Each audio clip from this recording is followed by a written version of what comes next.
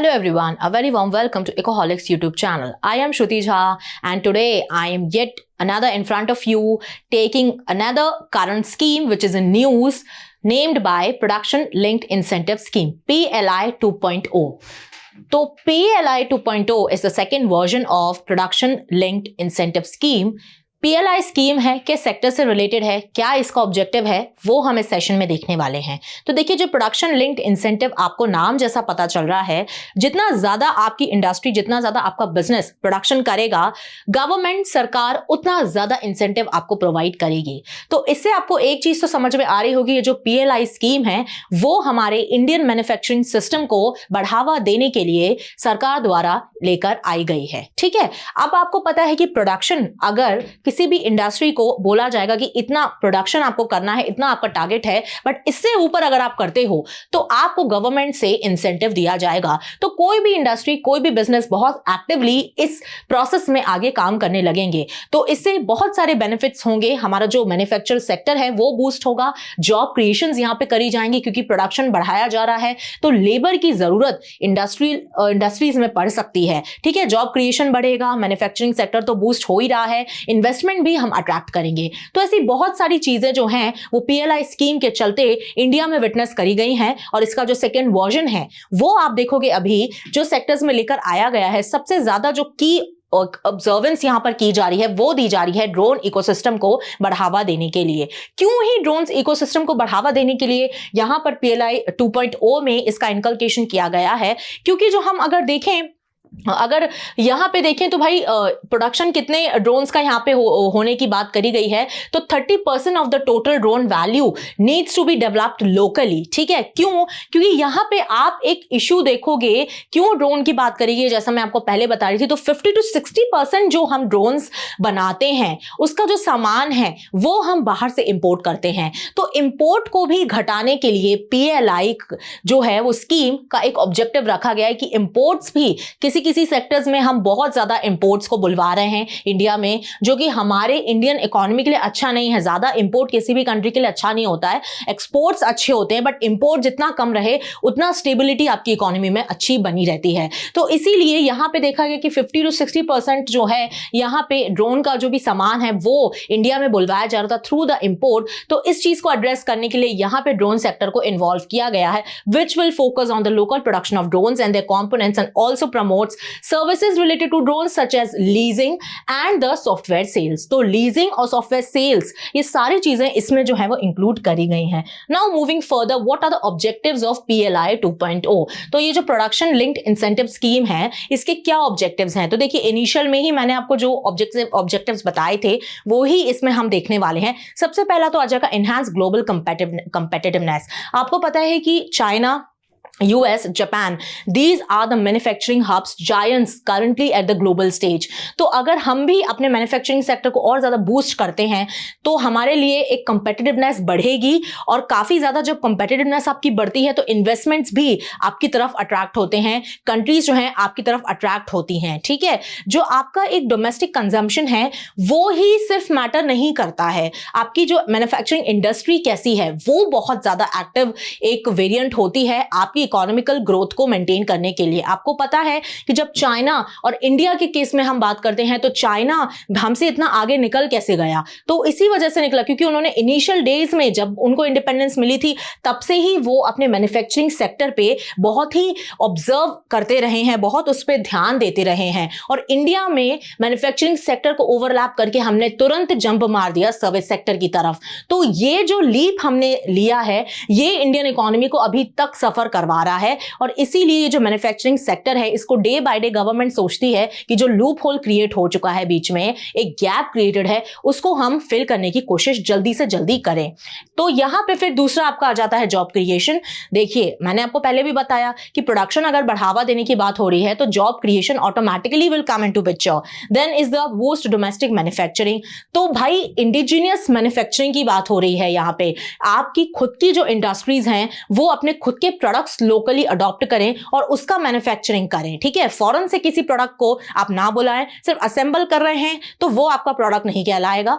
जब जो भी प्रोडक्ट्स आपने यूज करे हैं towards the making of the product वो अगर इंडिजिनियस है तब जाके आपका प्रोडक्ट इंडिजिनियस कहलाता है। Now attract investment. This is the same interconnection which I told you earlier. Then reduce import dependence. ठीक है, ये भी हमने देखा था कि import को कम करने के लिए भी PLI स्कीम जो है वो काम कर रही है. Now funding and incentives. तो यहाँ पे देखिए 1000 करोड़ का अप्रोक्सीमेटली फंडिंग यहाँ पर इस स्कीम को दी जाएगी क्योंकि इंसेंटिव बेस्ड स्कीम ये है. Now अब किस बेसिस में यहां पर इंसेंटिव कैलकुलेट होने वाले हैं, तो जो सेल वैल्यू ड्रोन्स की होगी उस बेसिस पे किसी भी इंडस्ट्री को उस टाइम पे जो ड्रोन मेकिंग में इन्वॉल्व हैं उनको इंसेंटिव प्रोवाइड किया जाएगा. Now additional incentive will also consider the value added and local parts used in production. अच्छा, अब यहां पे भी ये कोशिश की जाएगी कि भाई जो लोकल पार्ट्स आपने यूज करे हैं, जो भी पार्ट्स आप यूज कर रहे हो वो लोकली मेड हो, वो आपके इंडियन मेड हो. ऐसा ना हो कि भाई आपने चाइना से बुलवा लिए, आपने भूटान या फिर जो भी नेबरिंग कंट्रीज है वहां से बुलवा के अपना काम कर रहे हो,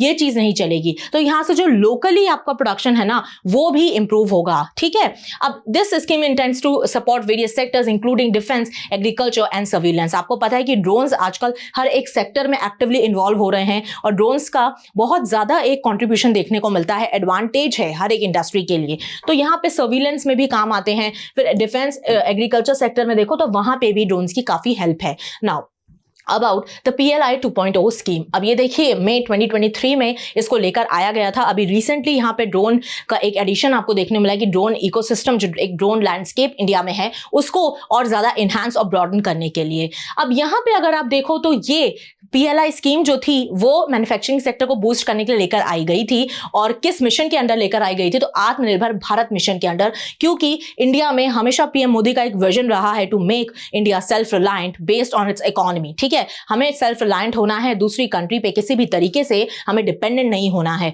उसके लिए हमें अपना जो अपना बिजनेस है उसको बहुत स्ट्रांग बनाना होगा, मैन्युफैक्चरिंग सेक्टर स्ट्रांग बनाना होगा जिससे हमारे जो इंपोर्ट्स हैं वो कम से कम हो और हमें किसी के आगे जो है वो हाथ ना फैलाना पड़े कि आप जो है वो हमको ये प्रोडक्ट दे दीजिए. तो हमें ये सारी चीजें जो है वो डेवलप करनी है. ये चीज एक हो गई. Now it builds upon the earlier PLI 1. PLI 1 के बेसिस पे ही रिप्लेस किया गया है PLI 1 को PLI 2 के द्वारा.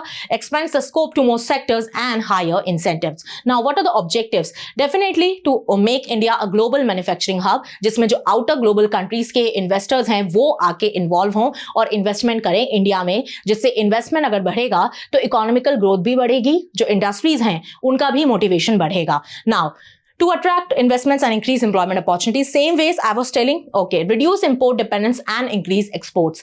तो आपके अगर इंडिया में आप काफी ज्यादा एक बल्क प्रोडक्शन कर रहे हो, अगर आपकी डोमेस्टिक डिमांड है वो सेटिस्फाई हो गई तो फिर जो प्रोडक्ट्स है उसको आप एक्सपोर्ट्स की तरफ लेकर जा सकते हो. तो यहाँ पे इंपोर्ट्स को तो कम करना है बट एक्सपोर्ट्स को हमें बढ़ाना है. इस पे जो है वो एम्फेसिस दिया गया है. नाउ सेक्टर्स कवर, तो यहाँ पे बहुत सारे नए सेक्टर्स को कवर किया गया है. PLI 1 के कंपैरिजन में देखें तो यहाँ पे आपको 14 सेक्टर्स देखने को मिलते हैं और मेजर सेक्टर्स आपके हैं electronics and IT hardware, telecom equipments, green energy and electric vehicles, drone manufacturing, pharmaceutical and medical devices, textiles and technical textiles, then solar photovoltaic modules. तो ये सारे सेक्टर्स इसके अलावा टोटल में 14 सेक्टर्स ऐसे हैं जो PLI 2 में इनकलकेट करे गए हैं और उसमें अगर वो मैन्युफैक्चरिंग करते हैं, इंडिजिनियस बंदे हैं, तो उनको सरकार द्वारा इंसेंटिव्स प्रोवाइड किया जाएगा. Now, moving further, what is the financial outlay? तो यहाँ पे cumulative outlay अगर आप देखो तो it is exceeding rupee 1.97 lakh crore. और incentive structure की अगर आप बात करो तो एक तो है आपका performance